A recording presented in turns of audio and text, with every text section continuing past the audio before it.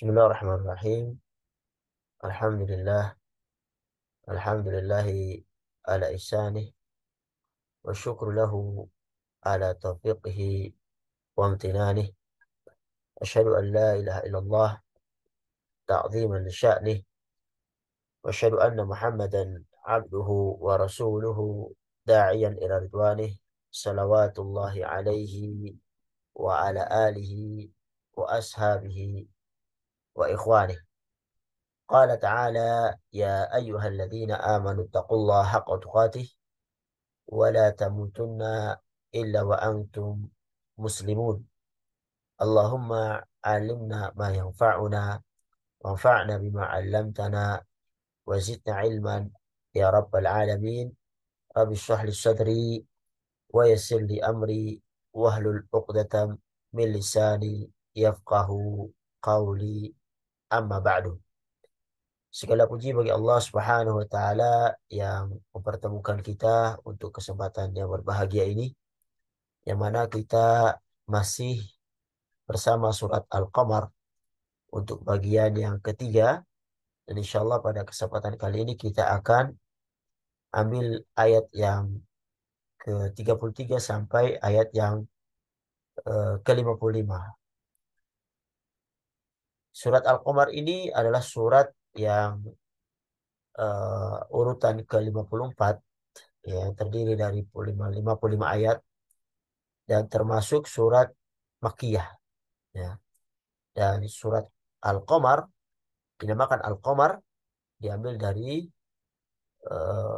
penyebutan Al-Qamar, yaitu bulan yang ada di awal daripada surat surat ini, yang mana surat Al-Qamar sendiri itu menceritakan tentang peristiwa mukjizat beliau Shallallahu Alaihi Wasallam, yaitu terbelahnya bulan. Pada pertemuan-pertemuan yang lalu kita telah ambil berkenaan dengan pemberitaan tentang hari kiamat, bahwasanya semua alam, seluruh alam yang ada di alam ini adalah atas kuasa Allah Subhanahu wa taala, dan juga setiap amal perbuatan itu dicatat oleh Allah Subhanahu wa taala.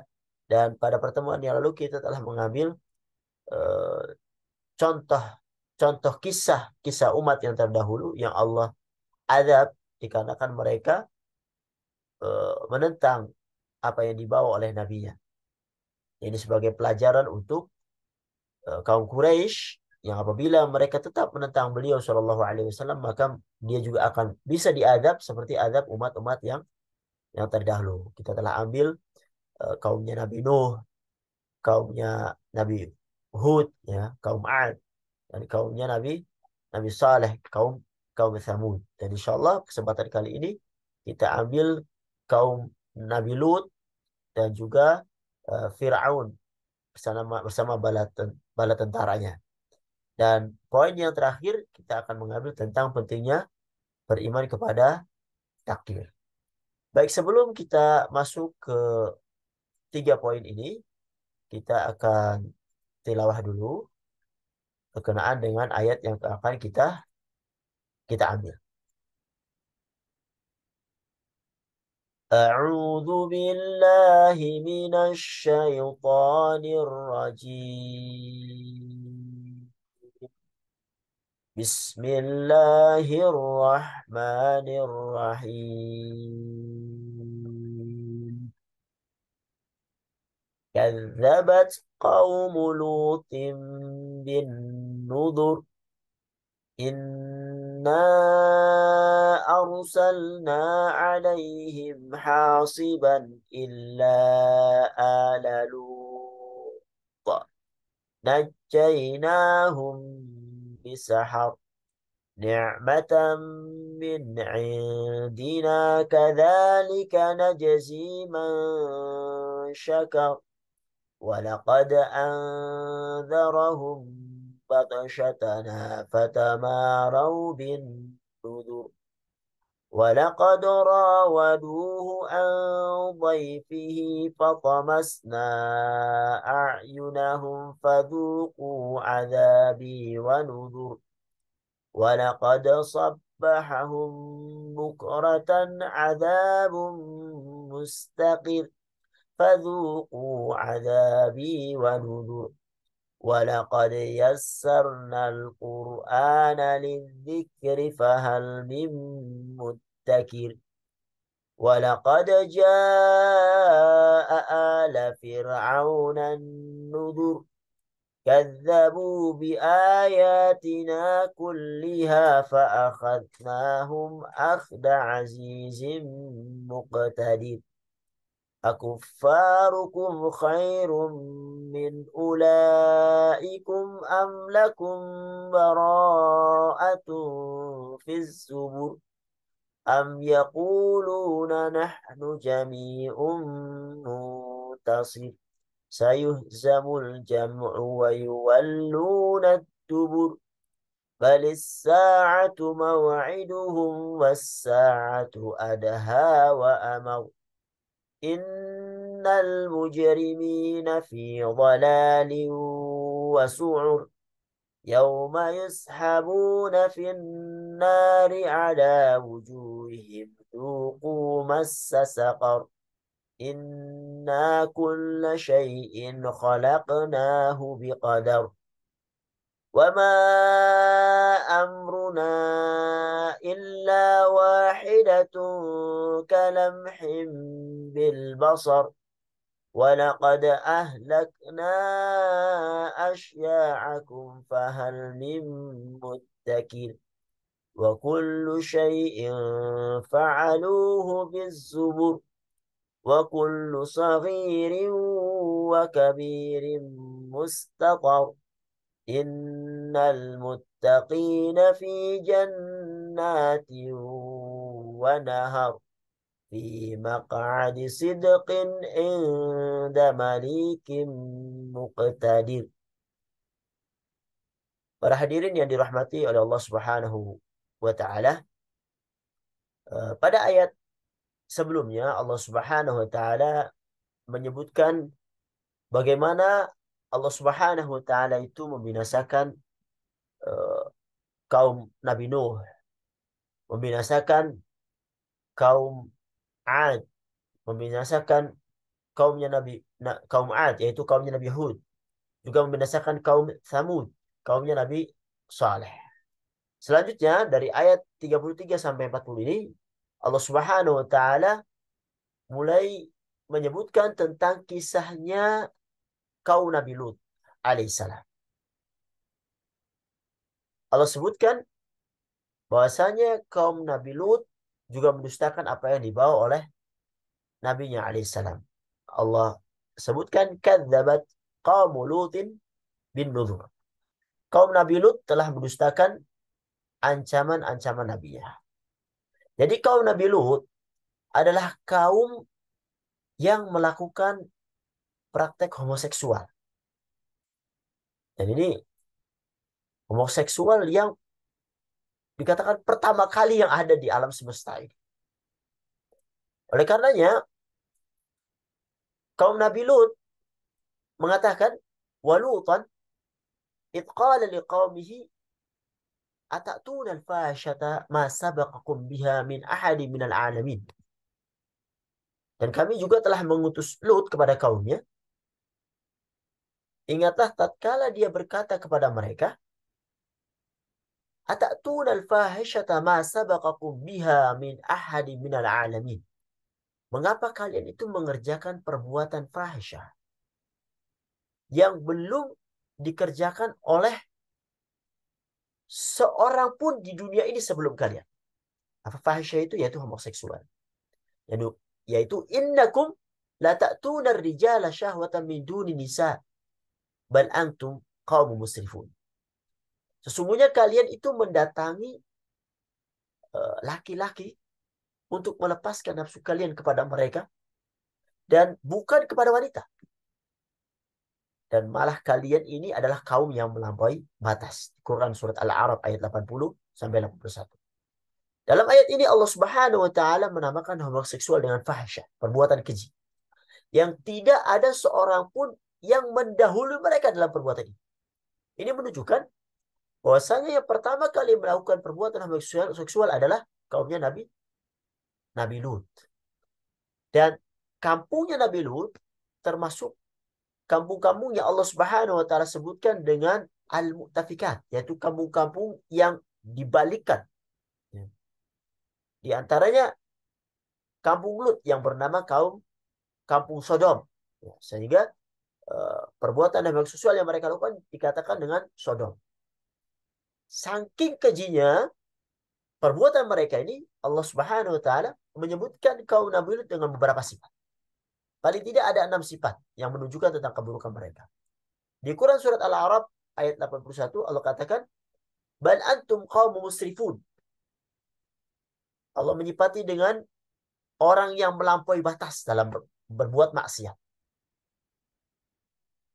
Di ayat yang lain, di Quran surat Al-A'raf 84, Allah sifati mereka dengan al-mujrimun, orang-orang yang kufur dan berdosa. Wa amtarna alaihim matara fangdur kaifa kana aqibatul mujrimin.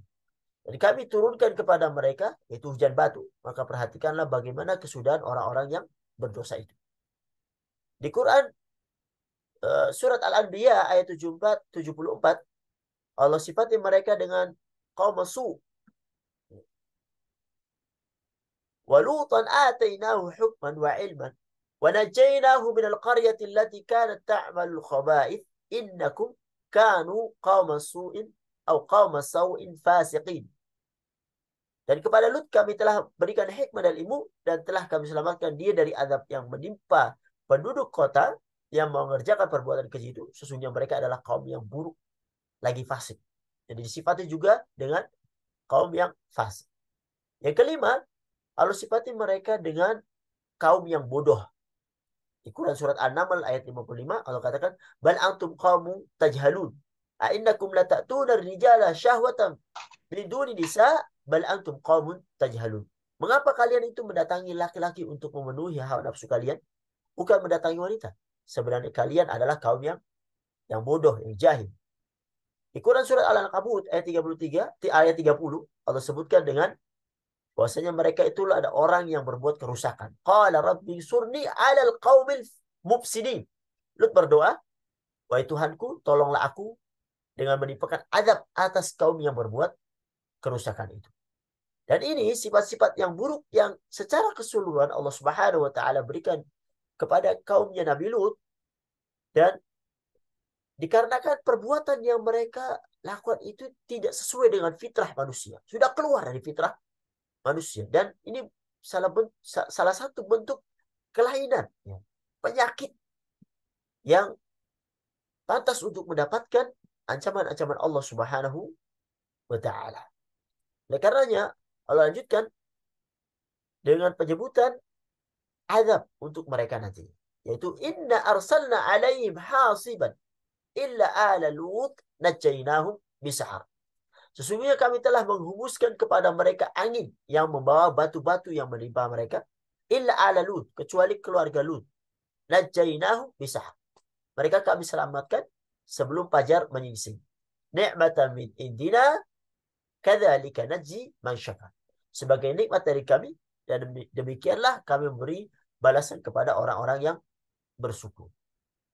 Di sini Allah sebutkan dengan hasiban, yaitu angin kencang yang disertai dengan batu. Di ayat yang lain, di Quran surat Al-Hijr ayat 74, Allah sebutkan, "Faja'alna 'aliyaha safilaha wa amtarna 'alaihi bihijaratan min sijil."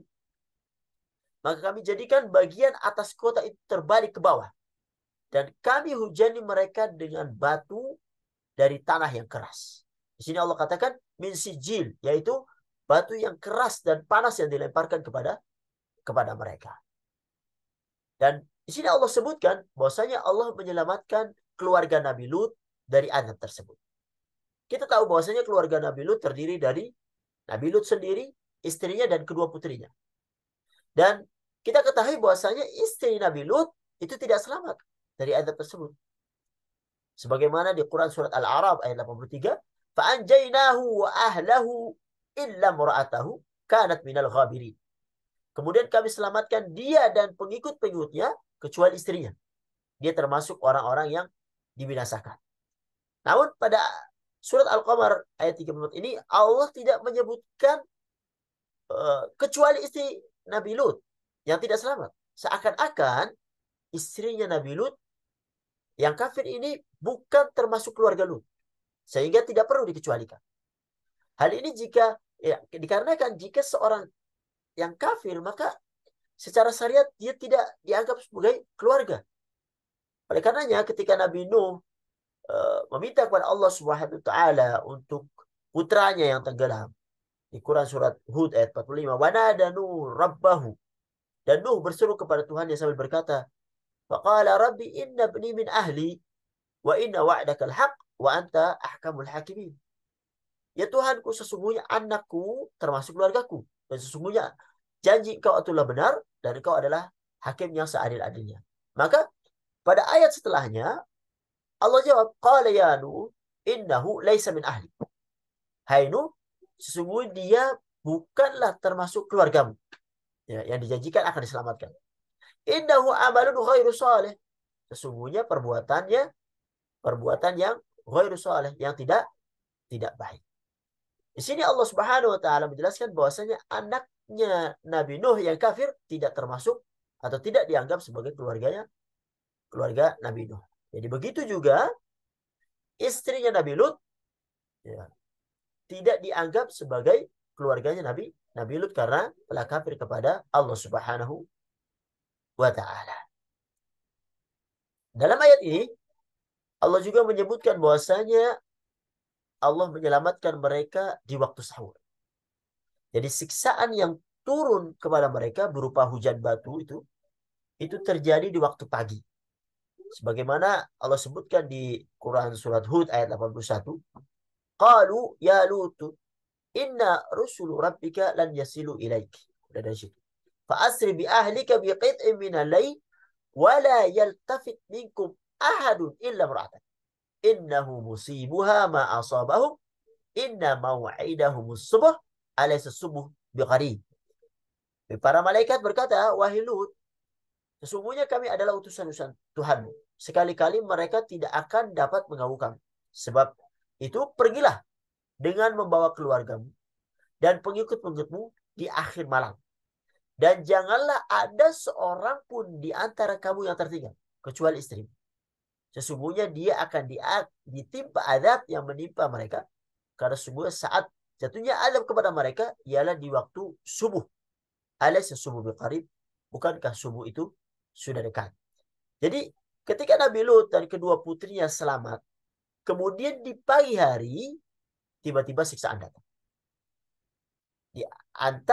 Jadi di antara yang selamat Nabi Lut dan keluarganya, dan dengan saat datangnya siksaan tersebut, ya, jadi selamatnya Nabi Lut dan keluarganya dan datangnya siksaan tersebut itu jeda waktunya itu tidak lama.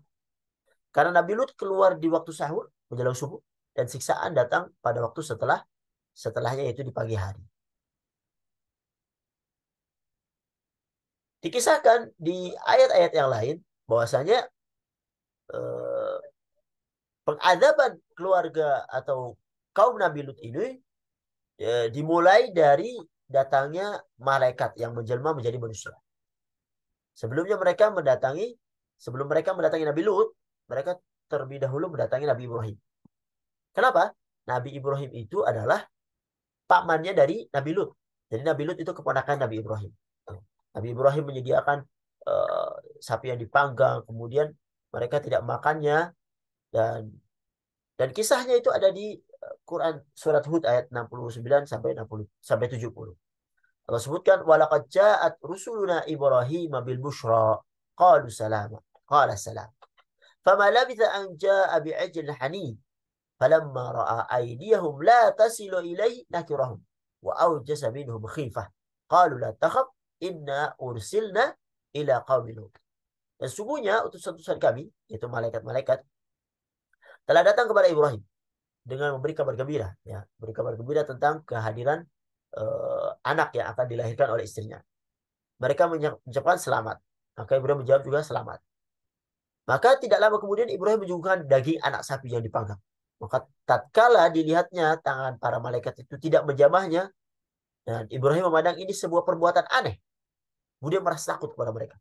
Dan malaikat berkata, janganlah kamu takut. Qalu la takhaf. Sesungguhnya kami adalah inna ursilna ila qaumi Lut. Kami adalah malaikat-malaikat yang diutus kepada kaum Nabi Lut. Kemudian para malaikat tersebut datang ke Nabi Lut. Dan Nabi Lut juga tidak tahu bahwasanya itu mereka itu malaikat. Disebutkan di ayat 61 sampai 62, falamma jaa ala Lut falamma jaa ala Lut al-mursalun qala innakum qaumun munkarun. Maka tatkala para utusan itu datang kepada Nabi Lut beserta pengikut-pengikutnya, ia berkata, sungguh kamu adalah orang-orang yang tidak dikenal. Dan Nabi Lut khawatir terhadap mereka. Karena apa? Karena malaikat tersebut menjelma sebagai manusia yang tampan. Sementara kaumnya adalah pelaku homoseksual. Seolah-olah ini hidangan yang lezat ya untuk mereka.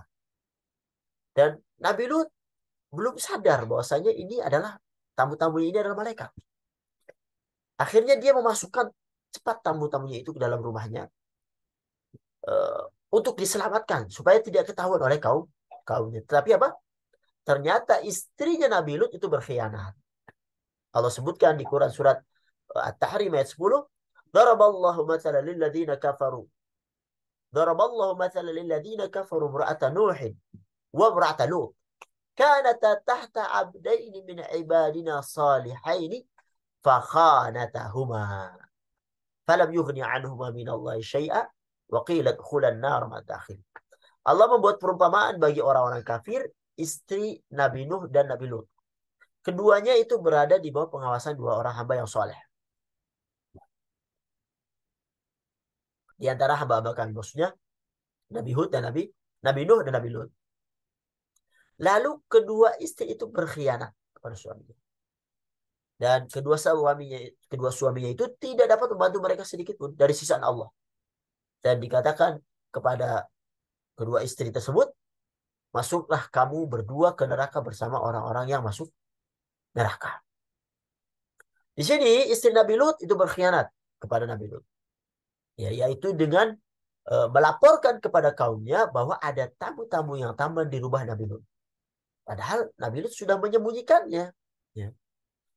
Dan ternyata istrinya malah melaporkan kepada penduduk negeri Sodom ini bahwasanya ada tamu yang tampan datang di rumah Nabi Lut. Yang mengakibatkan apa? Akhirnya mereka berbondong-bondong untuk menemui Nabi Lut untuk meminta kedua laki-laki ini disebabkan nafsu yang luar biasa yang sedang tertimpa kepada mereka. Di Quran Hud ayat 78 Allah sebutkan, waja'ahu qaumuhu yuhra'una ilaih wa min qablu kanu ya'maluna as-sayyi'at. Dan datanglah kepada kaumnya itu dengan bergegas-gegas. Dan sejak dahulu mereka selalu melakukan perbuatan-perbuatan yang keji. Allah Subhanahu wa taala menyebutkan di Quran surat Al-Hijr 72 juga, la'amruka innahum lafi saqratihim ya'mahun. Demi umurmu sungguhnya mereka itu teromak-ambing di dalam kemabukan, kesesatan. Ini disebabkan karena syahwat mereka yang menggelora ingin menggauli laki-laki tamu laki-laki yang tampan di Nabi Lut, yang mereka itu adalah para malaikat. Mereka pun memaksa Nabi Lut hingga Lut berkata, wala tughsuni fi dhaifi, ya, wala tughsuni fi dhaifi. Janganlah engkau itu ya, mencemarkan nama baikku terhadap tamuku ini. Bahkan Nabi Lut menawarkan putri-putrinya untuk dinikahi daripada mendatangi tamu laki-laki tersebut. Haulai banati in kuntum fa'ilin. Inilah putri-putri, kawinlah dengan putri-putriku jika kamu hendak berbuat sesuatu yang halal. Namun apa mereka menolak? Mereka tetap menginginkan tamu-tamu laki tersebut. Dan Lut diliputi dengan rasa cemas karena dia tidak mengetahui bahwasanya para tamunya tersebut adalah malaikat, dan dia takut terjadi sesuatu pada tamu-tamunya tersebut. Kemudian Allah lanjutkan, walaqad anzarahum badsyatana fatamaru bin nuzur. Dan sungguhnya dia, yaitu Lut, telah memperingatkan mereka badsyatana, akan azab-azab Allah Subhanahu wa taala. Tapi mereka mendustakan ancaman-ancaman itu. Allah Subhanahu wa taala mengingatkan mereka tentang siksaannya jika mereka melanggar. Namun mereka tamarau, mereka ragu. Mereka meragukan akan azab yang Allah Subhanahu wa taala akan berikan kepada pelaku homoseksual ini. Ya. Fakadzabu bin nuzur. Dan mereka meragukan, akhirnya mereka mendustakan dengan keraguan itu, akhirnya mereka dustakan peringatan Allah Subhanahu wa taala. Walaqad rawaduhu an dhaifihi, dan sungguhnya mereka telah membujuknya, ya, membujuk Nabi Lut agar menyerahkan tamunya kepada mereka. Fatamasna a'yunahum fadhuqu adzabi wa nuzur. Lalu kami butakan mata mereka, maka rasakanlah adabku dan ancaman-ancamanku. Jadi al-murawadah, di sini katakan walaqad rawaduhu, yaitu merayu, ya, dirayu Nabi Lut itu, dan dia tidak mau, Nabi Lut tidak mau untuk menyerahkan tamu-tamunya kepada mereka, menolak hal tersebut. Akhirnya apa? Para malaikat ini kemudian mengaku kepada Nabi Lut bahwasanya mereka itu malah malaikat. Qalu ya Lut, ya, di Quran surat Hud ayat 81. Inna rusulu rabbika la yasilu ilaiki.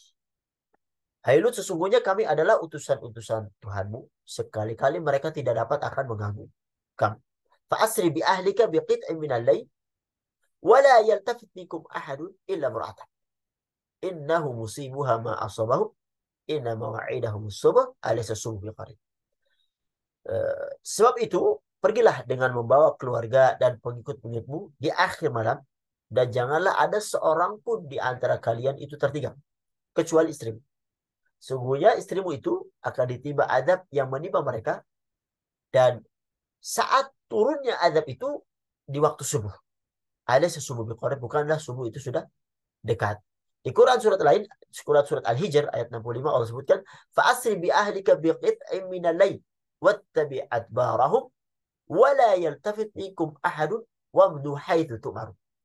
Maka pergilah kamu di akhir malam dengan membawa keluargamu, dan ikutlah mereka dari belakang, dan janganlah seorang pun di antara kamu itu menoleh ke belakang, dan teruskanlah perjalanan ke tempat yang diperintahkan kepada kalian.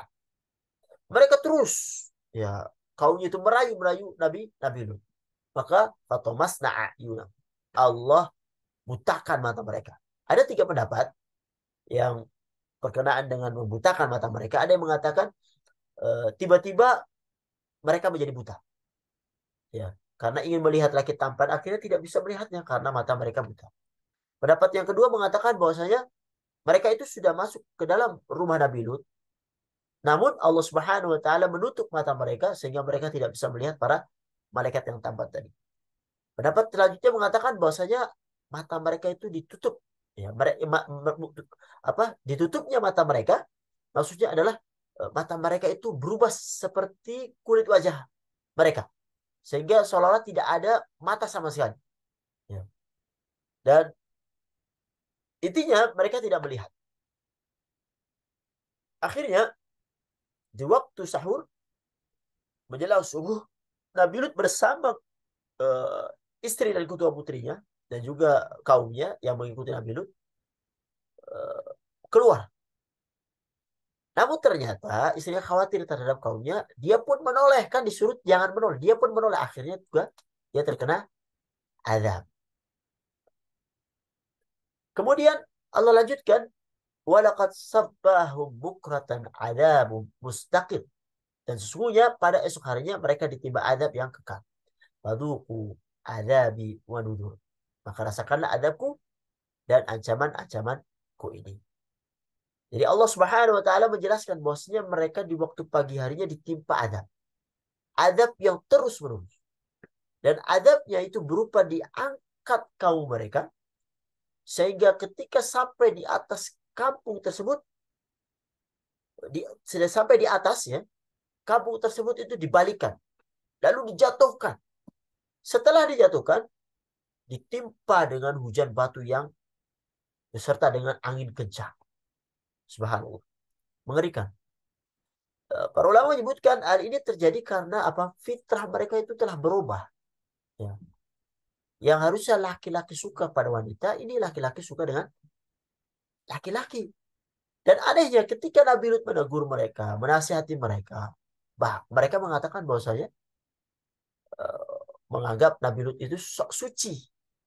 Qad famakana jawab qaumihi, Quran surat An-Naml 56, illa an qalu akhriju ala Lut min qaryatikum innahu unasu yatatahharun.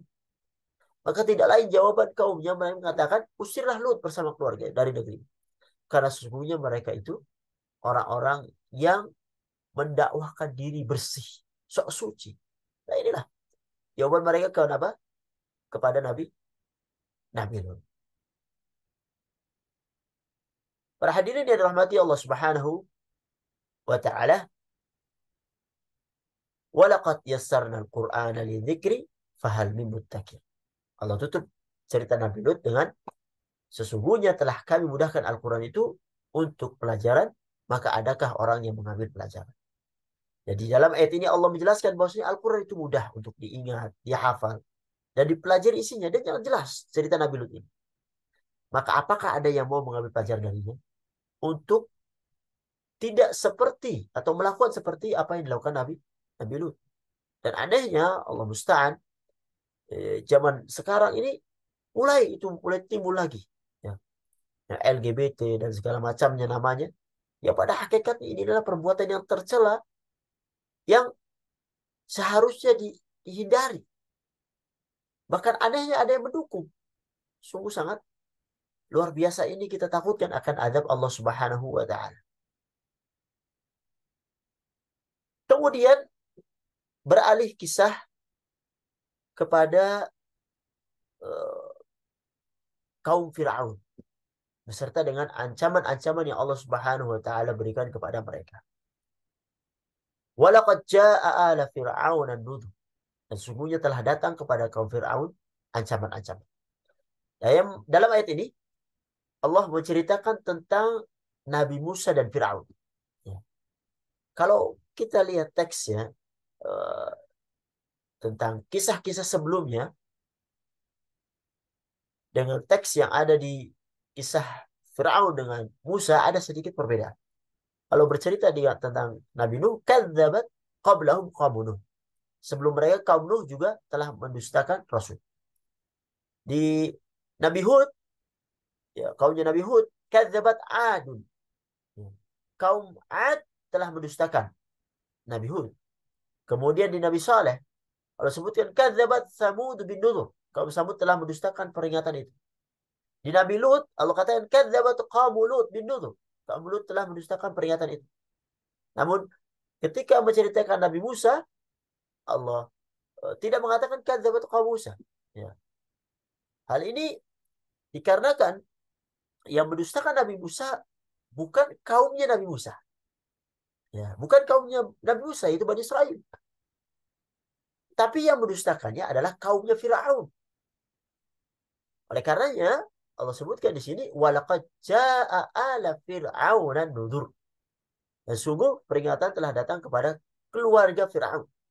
Jadi keluarga pengikut-pengikut Firaun telah mendustakan peringatan-peringatan dan ancaman-ancaman yang dibawa Nabi Musa dari sisi Allah Subhanahu wa taala. Mereka apa? Kadzabu bi ayatina kulliha. Mereka mendustakan mukjizat kami semuanya. Fa'akhadnahum akhda azizin muqtadir. Maka kami azab mereka sebagai azab dari yang maha perkasa lagi maha kuasa. Allah Subhanahu wa taala menjelaskan bahwasanya mereka itu mendustakan seluruh mukjizat-mukjizat yang diberikan kepada Nabi Musa. Kulliha, seluruhnya. Karena apa? Karena mukjizat yang Allah berikan kepada Nabi Musa itu banyak. Disebutkan di Quran surat Al-Isra ayat 101, yaitu 9 ayat. Walaqad ataina Musa tis'a ayatin bayyinat. Dan sungguh kami telah memberikan kepada Musa 9 buah mujizat yang nyata. Ya. Apa saja itu? Di Quran surat Al-A'raf Allah sebutkan sebagian. Fa'arsalna alaihim tufan. Al-A'raf 133. Kami kirimkan kepada mereka tufan, banjir besar. Wal jarad, belalang. Wal qummal, yaitu kutu-kutu. Wal dhafadi, kata-kata. Wal dam, dan juga darah. Ayatin fassalatin fastakbaru wa kanu qama mujrimin.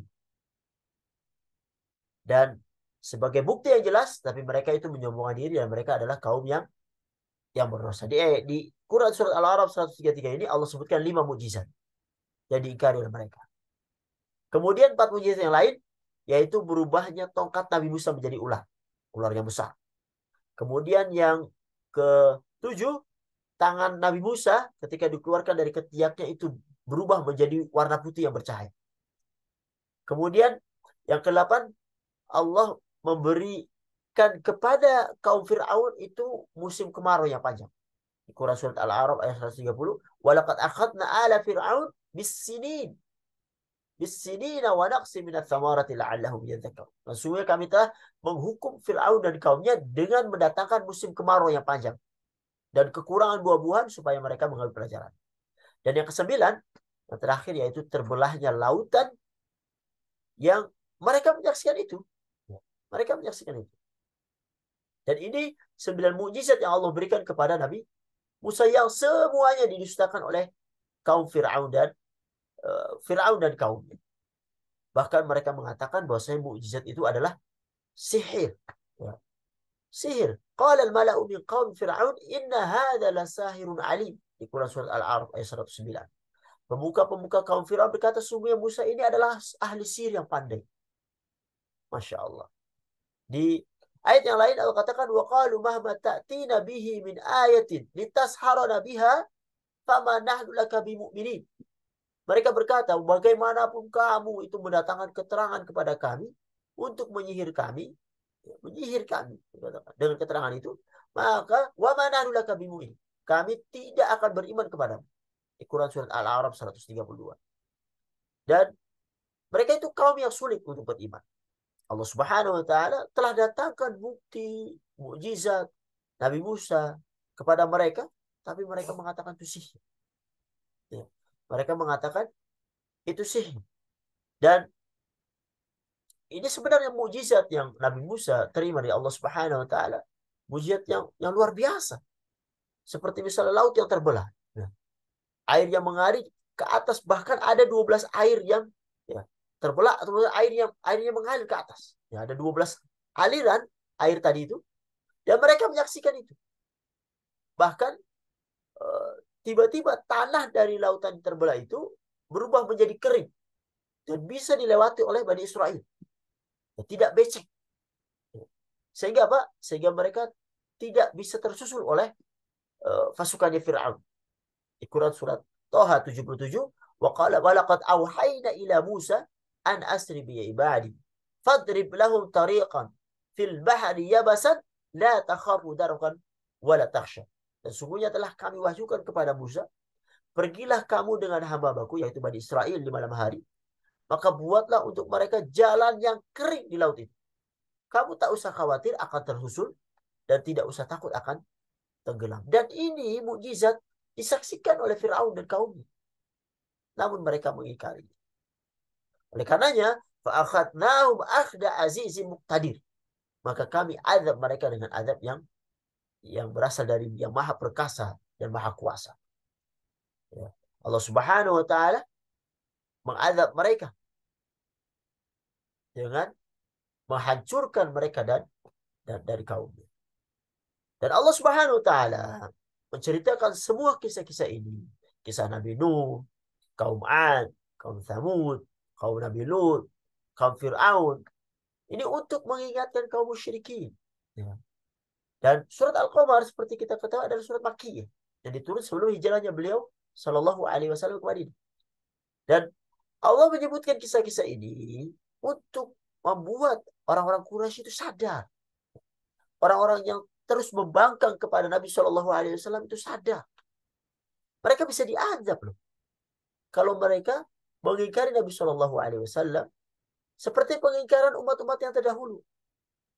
Mereka bisa diazab. Dan ini juga sebagai kabar gembira yang menggembirakan bagi beliau Shallallahu Alaihi Wasallam bahwasanya yang mendapat pengingkaran itu bukan hanya beliau, tapi nabi-nabi yang dahulu juga mendapat pengingkaran, mendapat perlawanan dari kaumnya. Dan ini membuat kesabaran Nabi Shallallahu Alaihi Wasallam dengan kisah-kisah ini menjadi semakin semakin kuat. Oleh karenanya, Allah katakan di ayat yang 43, aku farukum khairun min ulaikum am lakum bara'atum fi zubur. Apakah orang-orang kafir, yaitu orang-orang kafirmu, yaitu wahai orang-orang musyrik, itu khairun lebih baik dari mereka itu, ataukah apakah kamu itu telah mempunyai jaminan kebebasan dari azab, ya, dari kitab-kitab yang terdahulu. Jadi maksudnya kami telah menjelaskan kepada kalian orang-orang Quraisy azab yang menimpa Nabi Nuh, kaum Ad, kaum Thamud, kaum Lut, kaum Fir'aun. Tapi kalian tidak mempedulikan. Mengapa ini? Mengapa kalian tidak mempedulikan? Apakah kalian itu merasa baik dari kaum-kaum terdahulu? Sehingga kalian itu merasa tidak akan menimpa apa yang menimpa mereka? Atau kalian merasa bahwa kalian itu buruk seperti kaum terdahulu? Namun telah turun kepada kalian sebuah ayat yang menjelaskan bahwa kalian itu tidak akan diazab. Dan ini semuanya tidak benar. Tidak benar. Kalian juga bisa kena azab. Seperti umat-umat yang terdahulu ketika kalian melanjutkan perbuatan jelek kalian kepada Nabi Shallallahu Alaihi Wasallam. Kemudian Allah tanya lagi, am yaquluna nahnu jami'un muntasir? Atau apakah mereka mengatakan kami adalah satu golongan yang bersatu, yang pasti menang? Dan ini perkataan Abu Jahal, kawan-kawannya, kami pasti menang. Ya.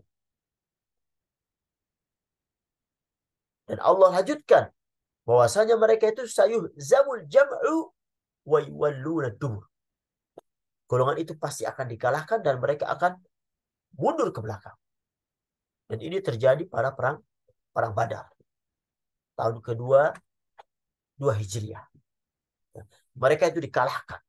Bahkan mereka mati di perang Badar itu.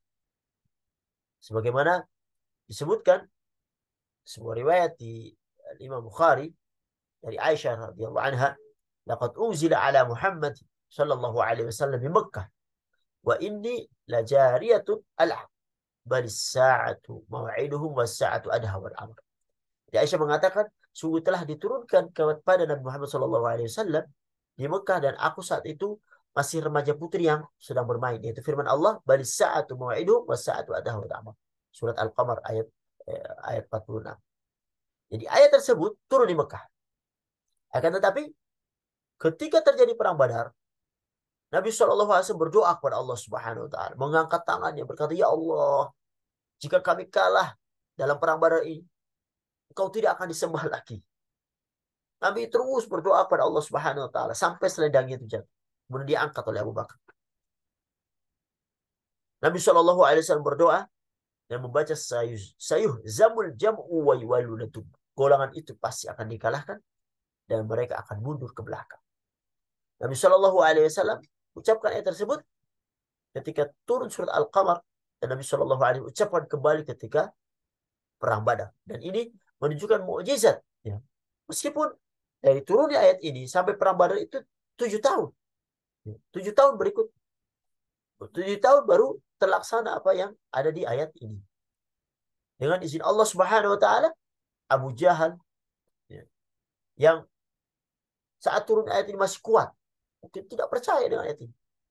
Setelah 7 berikutnya dia Allah hukum dengan kekalahan di perang Badar. Kemudian Allah lanjutkan di ayat 46. Balis sa'atu mawa'iduhum was sa'atu adha wa amar. Sebenarnya hari kiamat itulah hari yang dijanjikan kepada mereka dan kiamat itu lebih dahsyat dan lebih pahit. Allah Subhanahu Wa Taala mengingatkan bahwasanya kekalahan mereka di dunia dan secara khusus di perang Badar, maka perkaranya itu tidak berhenti sampai di situ. Akan tetapi di hari kiamat akan lebih dahsyat lagi azabnya. Mereka akan dibangkitkan dan disiksa pada hari kiamat dengan siksaan yang yang lebih dahsyat, lebih pahit. Di ayat-ayat sebelumnya Allah sebutkan tentang azab yang menimpa kaum Nabi Lut misalnya. Walaqad sabbahum bukratan adzabun mustaqir. Fadzuqu adzabi wa nuzur. Dan sungguh pada esok harinya mereka benar-benar ditimpa azab yang mustaqir, yang menetap. Maka rasakan azabku dan peringatkan. Para ulama seperti Ibnu Atiyah menafsirkan tentang kaum Nabi Lut ini azab mustaqir, azab yang menetap di Quran surat Al-Qamar ayat 48. Yaitu begitu mereka ditimpa dengan azab berupa hujan batu itu, ternyata itu adalah awal azab yang tidak akan berhenti. Jadi ketika mereka ditimpa dengan hujan batu, mereka ditenggelamkan ke tanah. Diazab di dalam alam barzakh. Ya. Dan itu terus menimpa mereka hingga dibangkitkan pada hari kiamat dalam kondisi tersiksa, kemudian mereka dimasukkan ke neraka jahanam dan diazab secara abadi di sana. Tidak pernah berhenti. Allah Subhanahu wa taala mengikatkan hal ini kepada Abu Jahal dan kawan-kawannya bahwa mereka akan kalah. Bukan hanya di dunia saja mereka akan kalah. Bahkan di hari kiamat mereka akan diazab dengan azab yang lebih dahsyat dan lebih pahit. Azab yang mereka rasakan di dunia, yaitu kalah dalam perang, bukanlah akhir dari siksaan bagi mereka. Akan tetapi ini adalah permohonan azab yang tidak akan pernah berhenti selama-lamanya. Nasallallahu alaihi wasallam. Innal mujrimina fi dhalalin wa su'ur. Sesungguhnya orang-orang yang berdosa akan berada dalam kesesatan di dunia dan dalam neraka.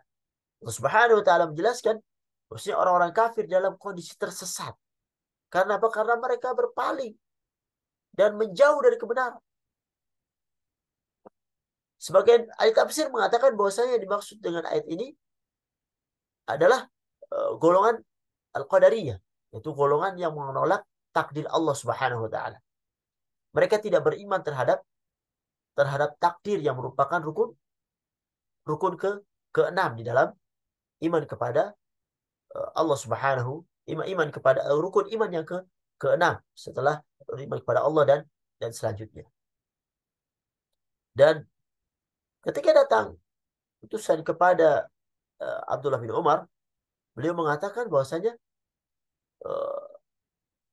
"Lau anna li ahadikum mithla uhdin dhahaban." Kalau seorang dari kalian itu mempunyai emas seperti gunung Uhud, kemudian disedekahkan, fa'anfaqahu, kemudian disedekahkan, maqabilallahu minhu hatta yu'mina bil qadar. Tidak akan diterima sampai dia beriman kepada qadar, kepada takdir. Dan kebanyakan orang yang tidak beriman kepada takdir itu mereka orang-orang yang mengedepankan otak, mengedepankan akal mereka. Dari apa? Ayat-ayat yang Allah Subhanahu wa taala turunkan. Padahal takdir itu di luar akal. Sehingga para ulama mengatakan inna qadarallah sirrun maktum. Sehingga takdir Allah adalah rahasia yang tersembunyi. Jadi tidak ada yang mengetahui mengapa si fulan ditakdirkan begini dan begini. Mengapa Muhammad sallallahu alaihi wasallam dijadikan rasul, mengapa iblis ditakdirkan menjadi iblis dan seterusnya dan seterusnya, dan hal ini tidak layak untuk ditanyakan. Al-Imam Daqiq Al-Aid berkata bahwasanya seorang mungkin jika sudah di akhirat baru akan diungkapkan rahasia tersebut. Akan tetapi kita tidak akan mengetahui rahasia tersebut, mengapa begini dan begitu. Karena Allah Subhanahu wa taala menyebutkan di Quran surat Al-Anbiya ayat 23, la yus'alu amma yaf'al wa hum yus'alun. Dia tidak ditanya tentang apa yang diperbuat dan mereka lah yang akan ditanya. Oleh karenanya, seorang mukmin dalam masalah takdir, dia tidak boleh bertanya kenapa begini, kenapa begitu, kenapa? Karena otak kita itu tidak sampai dalam memahami takdir ini.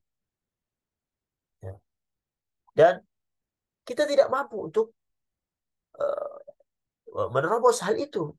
Karena Allah Subhanahu wa taala menjadikan otak kita ini lemah.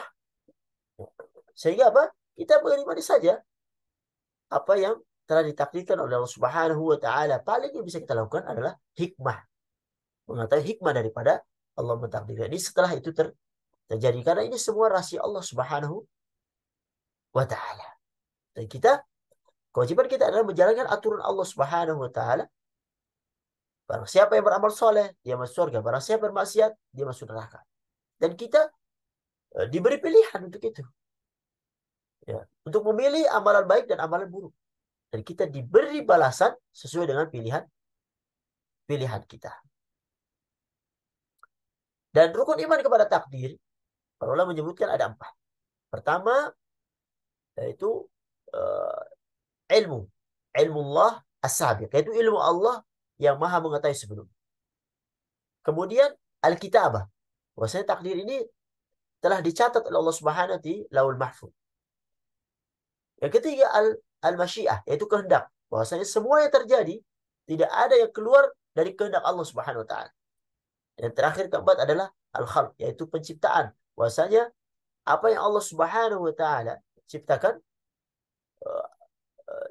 itu merupakan ciptaan Allah Subhanahu wa Ta'ala. Jadi penciptaan apa yang Allah Subhanahu wa Ta'ala kehendaki itu datangnya dari Allah Subhanahu wa Ta'ala. Para hadirin yang rahmati Allah Subhanahu wa Ta'ala, dan Nabi telah mengatakan bahwasanya kataballahu maqadir al-khalaiq qabla an yakhluqas samawati wal ard bi 50,000 sana. Allah Subhanahu wa Ta'ala telah mencatat takdir seluruh makhluk 50.000 tahun sebelum menciptakan langit dan bumi. Jadi Allah Subhanahu wa Ta'ala mengetahui apa yang akan terjadi di masa yang datang. Ilmu Allah Subhanahu wa Ta'ala meliputi semua yang akan terjadi itu. Mengetahui semuanya. Allah mencatat ilmu tersebut di dalam Lauhul Mahfuz. Sebagaimana Nabi mengatakan bahwasanya inna awwala ma khalaqallahu al-qalam. Sungguhnya yang pertama kali Allah ciptakan adalah pena. Faqala lahu uktub. Kemudian Allah berkata, tulis wahai pena. Qala rabbi ma wa madza aktub. Ya Tuhanku, apa yang aku harus tulis? Uktub, Allah berkata, uktub maqadira kulli syai'in hatta taqumas saah. Tulislah takdir segala sesuatu hingga hari kiamat. Allah Subhanahu wa Ta'ala telah mencatat kehendaknya di dalam kitab ini, di dalam Lauhul Mahfuz. Dan semua yang terjadi itu tidak keluar dari kehendak Allah Subhanahu wa Ta'ala. Karena jika Allah berkeinginan kun fayakun, jadi maka terjadi lagi. Dan semua yang terjadi adalah ciptaan Allah Subhanahu wa Ta'ala, dan tidak satu pun keluar dari ciptaan Allah Subhanahu wa Ta'ala. Para hadirin yang dirahmati Allah Subhanahu wa Ta'ala, dari manfaat ya beriman kepada takdir, Allah sebutkan di Quran surat Al-Hadid ayat 22 sampai 23. Allah katakan, "Ma asaba min musibatin fil ardi wala fi anfusikum illa fi kitabin min qabli an nabra'aha. Inna dzalika 'ala Allah yasir." Tiada suatu bencana pun yang menimpa di bumi dan tidak pula pada diri kalian, melainkan telah tertulis dalam kitab Lauhul Mahfuz sebelum kami menciptakan. Sesungguhnya demikian itu adalah mudah bagi Allah Subhanahu wa Ta'ala. Untuk apa? Likaila ta'saw 'ala ma fatakum wa la tafrahu bima atakum wallahu la yuhibbu kulla mukhtalin fakhur. Supaya apa? Supaya kalian itu jangan berduka cita terhadap apa yang luput dari kalian. Dan juga supaya kalian itu jangan terlalu gembira terhadap apa yang diberikannya kepada kalian. Dan Allah tidak menyukai setiap orang yang sombong lagi membanggakan diri. Jadi dua manfaat dari beriman kepada takdir, supaya kita jangan berduka cita terhadap apa yang luput dari kita. Karena jika ada yang luput, maka semua itu sudah ditakdir Allah Subhanahu wa Ta'ala.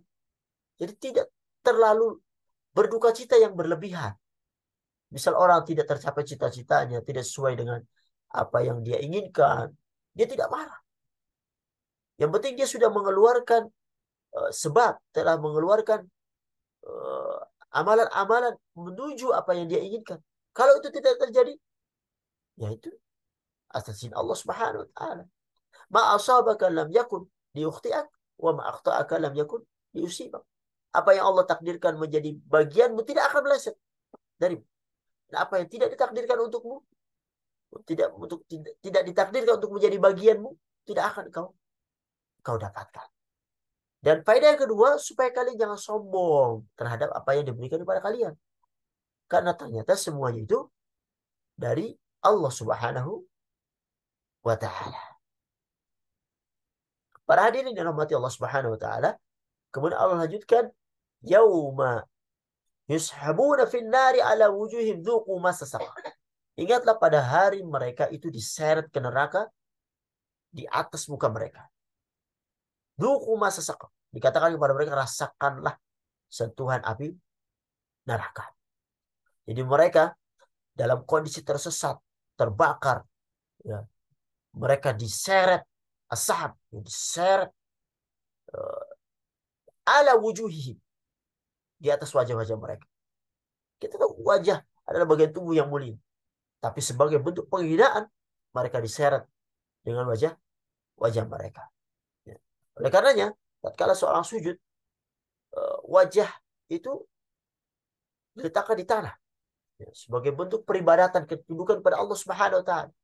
Dengan harapan nanti di akhirat kelak wajah ini akan dimuliakan Allah Subhanahu wa Ta'ala dan tidak dihinakan seperti orang-orang kafir. Inna kulla syai'in khalaqnahu biqadar. Sungguhnya kami menciptakan segala sesuatu menurut ukuran. Jadi ayat ini berbicara tentang takdir yang kita sebutkan tadi. Seakan-akan Allah Subhanahu wa Ta'ala mengingatkan orang-orang kafir, kalian yang sekarang memaki-maki Nabi Shallallahu Alaihi Wasallam, mengganggu kaum muslimin, suatu saat kalian akan kalah dan diseret ke neraka jahanam selama-lamanya.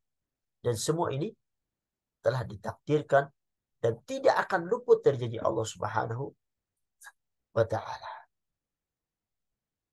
Kemudian Allah Subhanahu wa Ta'ala lanjutkan firman-Nya, wa ma amruna illa wahidatun kalamhin bil basar. Dan perintah kami hanyalah satu perkataan seperti kejapan mata. Maksudnya Allah Subhanahu wa Ta'ala mudah dan sangat cepat, ya, untuk menyelesaikan perkara. Allah Subhanahu wa Ta'ala walaupun memiliki urusan yang banyak, tapi Allah Subhanahu wa Ta'ala qadir. Allah Subhanahu wa Ta'ala maha mampu. Bahkan dikatakan di sini, wa ma amruna illa wahidatun kalamhil basar. Perintah kami hanyalah satu perkataan seperti kejapan mata, kun fayakun. Walaqad ahlakna asya'akum fahal min muddakir. Dan sungguhnya telah kami binasakan orang-orang yang serupa dengan kamu. Maka adakah orang yang mau mengambil pelajaran? Dan ayat ini menjelaskan bahwasanya bukan hanya kalian orang-orang kafir Mekah yang akan binasakan. Namun orang-orang yang serupa dengan kalian, yang membangkang, yang kufur terhadap para rasul, juga kami binasakan. Maka adakah di antara kalian yang mengambil pelajaran? Ya. Fahal min muddakir? Wa kullu syai'in fa'aluhu fi zubur. Dan segala sesuatu yang telah mereka perbuat itu tercatat dalam buku-buku catatan. Jadi ayat ini menjelaskan bahwasanya yang telah mereka kerjakan dari umat-umat yang terdahulu, kaum Nuh, kaum Nabi Hud, kaum Nabi Saleh, kaum Lut, kaum Fir'aun, itu tercatat di Lauhul Mahfuz, dicatat oleh para malaikat. Dan ini menguatkan firman Allah, inna kulla syai'in khalaqnahu biqadar. Sungguh kami menciptakan segala sesuatu itu sesuai dengan takdir. Apa yang mereka kerjakan telah Allah Subhanahu wa Ta'ala catat sebelumnya, lalu mereka kerjakan sebagaimana yang telah dicatat oleh Allah Subhanahu wa Ta'ala. Bahkan wa kullu saghirin wa kabirin mustatar. Dan segala urusan yang kecil maupun yang besar itu tertulis. Ya. Dosa kecil, dosa besar seluruhnya tercatat oleh Allah Subhanahu wa Ta'ala. Dan akan dimintai pertanggungjawaban oleh Allah Subhanahu wa Ta'ala. Dan sedangkan orang-orang yang beriman itu berada di dalam surga yang penuh dengan kenikmatan. Innal muttaqina fi jannatin wa nahar. Sesungguhnya orang-orang yang bertakwa itu di dalam taman-taman dan sungai-sungai. Dan Allah Subhanahu wa Ta'ala menyebutkan orang-orang yang bertakwa di sini yang sebelumnya Allah ceritakan tentang orang-orang kafir, ya, yang akan disiksa di dunia akhirat, dan kebalikannya, orang-orang yang bertakwa berada dalam taman-taman, berada dalam nahar, ya, sungai-sungai yang Allah Subhanahu wa Ta'ala sediakan bagi mereka sebagai balasan atas apa yang mereka lakukan. Dan Allah sebutkan bahwasanya di surga itu matsalul jannati allati wu'idal muttaqin. Perumpamaan penghuni jannah yang dijanjikan kepada orang yang bertakwa itu fiha anhar mimma in ghairi asin. Di dalamnya itu ada sungai-sungai dari air yang tiada berubah rasa dan bau. Wa anharu min labadin lam yataghayyar ta'mu. Sungai yang kedua, sungai dari air susu yang tidak berubah rasanya. Wa anharu min khamrin ladzatul lisyaribin. Sungai yang ketiga, sungai dari khamar yang lezat rasanya bagi peminumnya. Dan yang keempat, wa anharu min asali musaffa. Dan sungai-sungai dari madu. Madu-madu yang disaring. Subhanallah. Ini Allah sebutkan di Quran surat Muhammad ayat 15. Fi maq'adi sidqin inda malikin muqtadir. Di tempat yang disenangi di sisi Tuhan yang berkuasa. Allah Subhanahu wa ta'ala tutup Quran surat Al-Qamar ini di ayat yang 55 bahwasanya mereka itu fi maq'adi sidqin inda malikin muqtadir. Di tempat yang disenangi di sisi Tuhan yang berkuasa. Orang-orang yang bertakwa yang mereka duduk ya, yaitu di tempat duduk yang baik, yang tidak ada kesia-siaan, tidak ada dosa, di dalam kondisi yang nyaman di sisi Allah Subhanahu wa taala. Inilah para hadirin sekalian, pelajaran bagi kita sekalian untuk mengikuti apa yang dibawa oleh Rasul dan menjauhi dari apa yang para Rasul ini larang, agar kita tidak tertimpa seperti yang tertimpa oleh umat-umat yang terdahulu. Dan mudah-mudahan Allah Subhanahu wa taala menjadikan kita orang-orang yang bertakwa, dimudahkan untuk beramal di dalam ketakwaan dan dimatikan dalam keadaan Islam sehingga kita bisa masuk ke surganya Allah Subhanahu wa taala. Inilah yang bisa kami sampaikan. Mudah-mudahan bermanfaat. Hadza wa sallallahu ala Muhammad wa ala alihi wasallam. Assalamualaikum warahmatullahi wabarakatuh.